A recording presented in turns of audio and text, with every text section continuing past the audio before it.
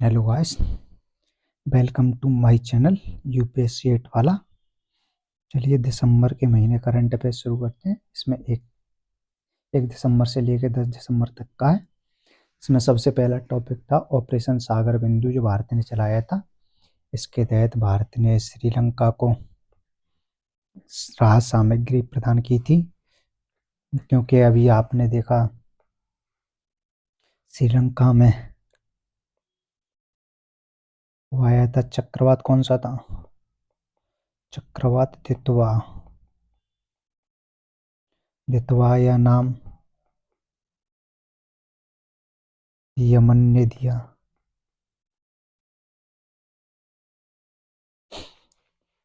अन्य ऑपरेशन भारत के जो चलाए गए, ऑपरेशन सागर जो कोविड के दौरान सहायता के लिए चलाया गया था। ऑपरेशन दोस्त तुर्की व सीरिया के को भूकंप में राहत में सामग्री पहुंचाई गई थी। ऑपरेशन वनीला मेडागास्कर में राहत सामग्री। ऑपरेशन नीर मालदीव में जल संकट के दौरान राहत। समुद्रयान यह भारत का पहला मानव युक्त सबमरीन मिशन है। इसमें 3 व्यक्तियों को एक समरसेबल रॉकेट में बैठा के नीचे पहुंचाया जाएगा, जो अटलांटिक महासागर में पहुंचेगा। 6,000 मीटर की गहराई तक जाएगा। इसका उद्देश्य परियोजना का ये प्रस्तावित सन 2027 में पहुंचाने की उम्मीद है। यह परियोजना पृथ्वी विज्ञान मंत्रालय के अंतर्गत है। अगला टॉपिक था Indian steel industry ISI act 19। इसको लेके अभी कोलकाता में प्रोटेस्ट देखने को मिला था, उस वजह से न्यूज में था। इसकी स्थापना 1931 में हुई, जो प्रशांत महालनोबिस ने की थी, जो भारत के सांख्यिकी के जनक थे। इन्होंने कोलकाता में की थी। यह पहले एक सोसाइटी थी, बाद में संसद ने इसे एक्ट पारित के राष्ट्रीय संस्था बना दिया। इसके कार्य थे सांख्यिकी, गणित, कंप्यूटर विज्ञान, मात्र क्षेत्रों में डिप्लोमा डिग्री प्रदान करना, इनके आंकड़े प्रस्तुत करना, आर्थिक योजना का विश्लेषण करना, डेटा विश्लेषण। यह मौसमी सांख्यिकी एवं क्रियान्वयन मंत्रालय के अंतर्गत आता है। फाइटर एयरक्राफ्ट एस्केप सिस्टम, इसका DRDO ने हाल ही में सफल परीक्षण किया है। इसे 3 एजेंसियों ने मिलकर, DRDO, HAL और ADA, तीनों ने मिलकर डेवलप किया है। एस्केप सिस्टम ये आपातकालीन स्थिति में पायलट को विमान को तेजी से सुरक्षित से बाहर निकालेगा। जैसे जो हमारे फाइटर जेट वगैरह होते हैं, उनसे बाहर निकालने में तेजस वगैरह इनमें लगाया जाएगा। ये इंडिजीनियस टेक्निक है। इससे पहले हम यूके की टेक्निक यूज करते थे।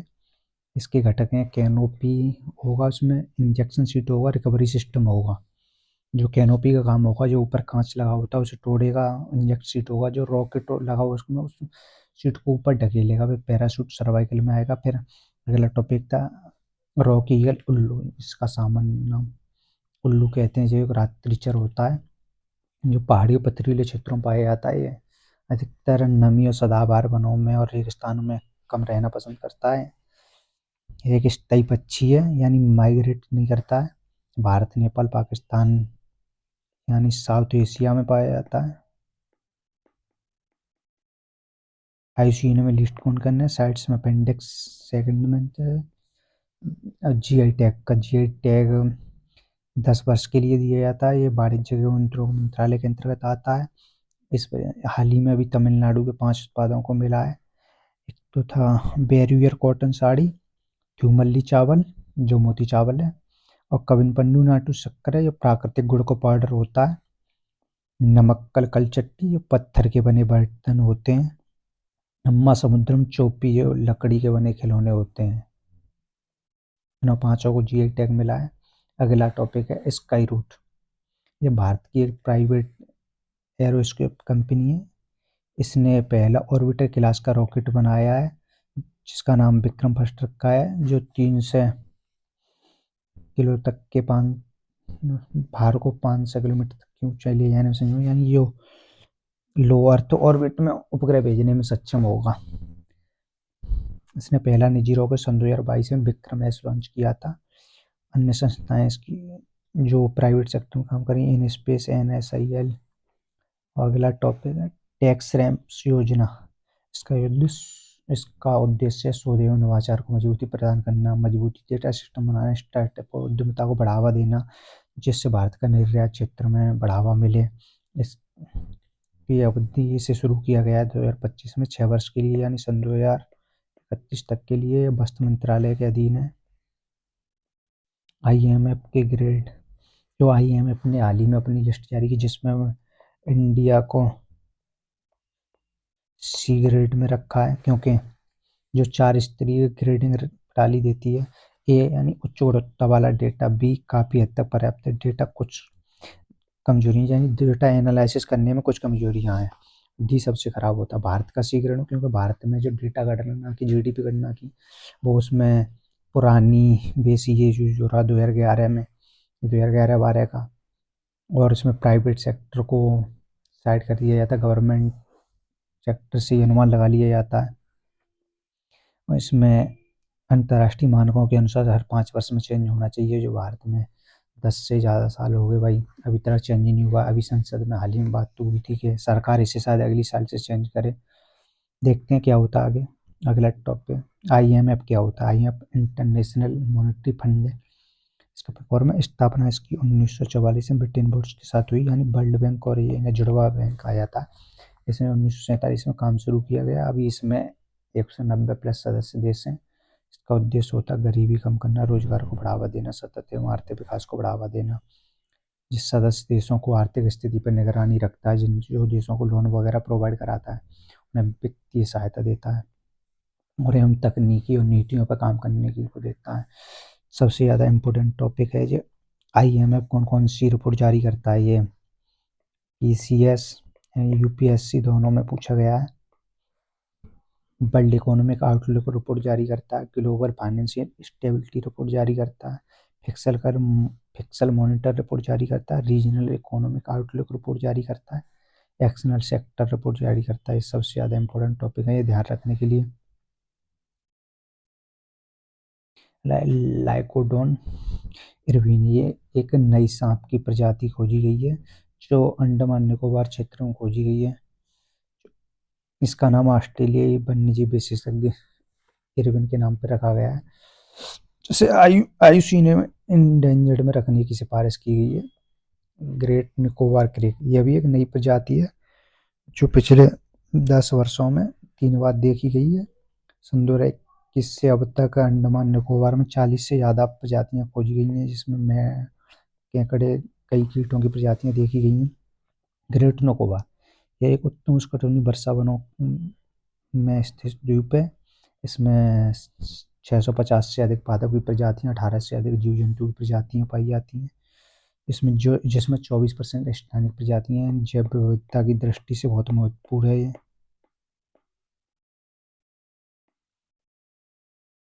अगला टॉपिक है हेरॉन MK2 UAV। ये एक ड्रोन है जो इजरायली की कंपनी ने बनाया है। ये सैटेलाइट से उड़ने वाले ड्रोन है, जो एक बार में 30 घंटे से अधिक उड़ सकता है, 35,000 फीट की ऊंचाई तक उड़ता है। ये किसी भी मौसम में, दिन रात, बरसात वगैरह हर मौसम में उड़ सकता है। GLP दवा के WHO ने इन दवाओं को मान्यता प्रदान की है। ये मोटापा को कम करने के लिए कारगर सिद्ध हुई हैं, जो शरीर के ग्लूकागोन हार्मोन्स के कॉपी करके बनाई गई हैं। इनमें सबसे ज़्यादा इन दवाओं के नाम रखना इम्पोर्टेंट है। पेपर में सेमा ग्लूकोटाइड और लीरा ग्लूकोटाइड, ये हाल ही में न्यूज में रही क्या है, तो ये दवाओं के नाम है। इस तरह से क्वेश्चन बनते हैं, आपने PYQ पे देखे होंगे। तो जल जीवन मिशन से सन 2019 में शुरू किया गया था। इसका लक्ष्य था हर घर नल का जल पहुंचाना। मंत्रालय इसका जल शक्ति मंत्रालय है। ये न्यूज में क्यों आया, क्योंकि इसकी सबसे ज़्यादा कमियां पाई गई। इसमें सबसे ज़्यादा शिकायत इसकी उत्तर प्रदेश में दर्ज की गई। इसका प्रति 55 लीटर सुरक्षित जल पहुंचाना, क्योंकि इसमें गाँवों में पाइपलाइन वगैरह इसकी बिछा दी गई है, हर एक घर को नल की वगैरह नहीं है, और उसमें पानी भी नहीं आ रहा है तो लीकेज कर रहा है। इसका लक्ष्य वर्ष 2024 था, अब इसे बढ़ा के 2028 कर दिया गया है। SCS कोलंबो सिक्योरिटी कॉन्क्लेव, इसकी शुरुआत भारत और श्रीलंका और मालदीव ने त्रिपक्षीय संघर्ष के रूप में की थी। ये समुद्री सुरक्षा ढांचे के रूप में इसका सम्मेलन 2025 में अभी हाल ही में हुआ, जो नई दिल्ली में हुआ है। इसका मुख्य फोकस है समुद्री सुरक्षा एवं समुद्र में आतंकवादी गतिविधि, तस्करी, संगठित अपराध। इसके सदस्य देश भारत, श्रीलंका, मालदीव है। पहले इन्होंने इसे स्थापना की, उसके बाद मॉरिशस सन 2022 में ऐड हुआ, उसके बाद बांग्लादेश 2024 में, सेशल्स 2025 में, और मलेशिया को हाल ही में पर्यवेक्षक का दर्जा दिया गया। ये ज़्यादा ध्यान रखने की बात योग्य पूछा जा सकता है, CSE में कौन सा पर्यवेक्षक रूप में शामिल हुआ है, तो मलेशिया है। ZQ-3 क्या है? ये चीन का बड़ा पुनः प्रयोज्य ऑर्बिटर रॉकेट था। इसका जो चीन ने अभी परीक्षण किया है, इसमें चीन फेल हो गया। कर लेंगे दोबारा भाई, टेक्निक में तो बहुत आगे चीन। जो रॉकेट वगैरह होते हैं उन्हें एक बार यूज करने के बाद दोबारा प्रयोग में ला सके, बड़े बड़े, उनके लिए ये दार्जिलिंग का मंदारिन ऑरेंज, इसे भी अभी हाल ही में GI टैग दिया गया है। दार्जिलिंग के ये तीसरा था, सबसे पहले GI टैग असम दार्जिलिंग की चाय को ही मिला था, फिर दूसरा खुरसानी मिर्च, और तीसरा दार्जिलिंग का मंदारिन ऑरेंज हो गया। और भारत का पहला ही GI टैग भी दार्जिलिंग की चाय को दिया गया था। और इसके लिए ऑरेंज के लिए तक खेती के लिए तापमान 10 से 35 डिग्री होना चाहिए, वर्षा 100 से 120, हल्की दोमट मिट्टी, और पाला रहे तो उष्णकटिबंधीय उपोष्णकटिबंधीय जलवायु होनी चाहिए। क्योंकि इसमें अभी आपने देखा शायद 2020-21 के आसपास गन्ने के बारे में पूछा, उसके टेम्परेचर, वर्षा, इसलिए ये भी। अगर आपको ये नोट्स चाहिए तो करंट अफेयर्स के फ्री नोट्स मिलते हैं सारे महीनों के। इसके लिए आपको टेलीग्राम चैनल पर जाके UPSC 8 वाला सर्च करना है, उससे जाके ज्वाइन कर लो। उसमें सारे महीने के और डेली जो अच्छा इंपोर्टेंट टॉपिक आते हैं उसकी क्लिप उसी में डालते रहते हैं। अगला टॉपिक था भारत रूस। ये तो वैसे एक मेंस का टॉपिक है, सबसे ज़्यादा इम्पोर्टेंट मेंस के लिए। इस पर अलग से भी भाई चर्चा की जा सकती है, बहुत बड़ा है। इस बार भारत रूस का 23वां वार्षिक सम्मेलन था, जो आपने देखा। ये पुतिन अभी भारत में विजिट की थी, उन्हें राष्ट्रपति भवन में गार्ड ऑफ ऑनर से सम्मानित किया गया। भारत और रूस के बीच रक्षा को लेके बहुत प्रयास है। S-400 बहुत सारे जो भारत और सबसे बड़ा ये भारत और उसके बीच स्विफ्ट के बिना लेन देन है। स्विफ्ट एक है, वो होता है कोड जो एक देश से दूसरे देश में मनी ट्रांसफर के लिए यूज किया जाता है। गिद्ध ये झुंड में रहते हैं, 50 से 60 वर्ष इनके जीवन काल होता है। इन्हें प्रकृति का सफाई कर्मचारी भी कहते हैं। ये लाइन सबसे ज़्यादा इम्पोर्टेंट है। IUCN में ये क्रिटिकल इंडेंजर्ड है, तो देखने को नहीं मिलते। भारत में इनकी 9 प्रकार की प्रजातियां पाई जाती हैं। हाल ही में 2 प्रजातियां न्यूज में, स्लेंडर बिल्ड गल्चर, ये मुख्यतः पूर्वोत्तर राज्य में पाया जाता है, और वाइट रब्ड पूरे भारत में पाया जाता है। दुनिया में सबसे संकटग्रस्त प्रजातियों में से एक है ये वाली वाइट रेपो रेट, वह दर है जिस पर RBI बैंकों को उधार देता है। यानी RBI की हाल ही में न्यूज में आया कि RBI की मौद्रिक नीति समिति ने MPC में इसका 2.5 बेसिक पॉइंट कटौती की है, यानी 5.5 थी, अब शायद 5.25 कर दी गई है। लोन इससे कम करने पर जैसे लोन सस्ते होंगे, उधारी बढ़ती है, आर्थिक गतिविधि तेजी होती है। ये जो किया जाता है जब मंदी की सिचुएशन आए तब उससे रेपो रेट को कम कर दिया जाता है। मौद्रिक नीति समिति क्या होती है? ये इकोनॉमी का टॉपिक है। इसका गठन RBI एक्ट 1934 की धारा 45 ZB के तहत किया गया। ये 6 सदस्यीय समिति होती है। इसमें 3 सदस्य RBI नियुक्त करती है और 3 सदस्य भारत सरकार। इसमें RBI का गवर्नर पदेन अध्यक्ष होते हैं, RBI के डिप्टी गवर्नर प्रभारी होते हैं इस समिति के, और 1 सदस्य RBI बोर्ड द्वारा नामित होते हैं, और 3 भारत सरकार नियुक्त करती है जो अर्थशास्त्र या बैंकिंग वित्त क्षेत्र में विशेषज्ञों। सबसे ज़्यादा इसमें इम्पोर्टेंट बात है, इनका जो भारत सरकार नियुक्त करती है उनका कार्यकाल 4 वर्ष होता है। वो नियुक्ति के उन्हें नियुक्ति के पात्र नहीं होते, उन्हें एक बार नियुक्त करने के बाद दोबारा नियुक्त नहीं किया जा सकता है।